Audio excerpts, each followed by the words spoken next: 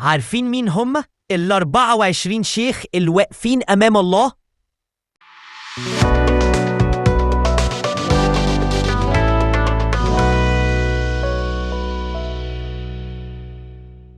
حوالين عرش الله موجود 24 عرش تاني قاعد عليهم 24 شيخ، رمز للعهدين القديم والجديد اللي هم 12 سبط إسرائيل العهد القديم و12 رسل المسيح العهد الجديد.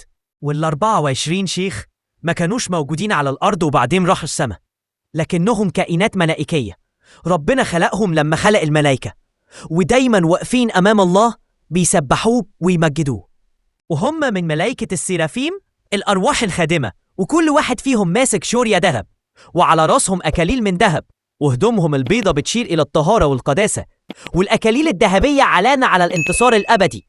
أما الشوريات والبخور معناها صلوات القديسين اللي بيرفعوها أمام عرش الله، وهم بيرمزوا للكنيسة في كمالها وشفاعتهم عظيمة جدا أمام الله، وليهم دور كبير جدا في آخر الأيام.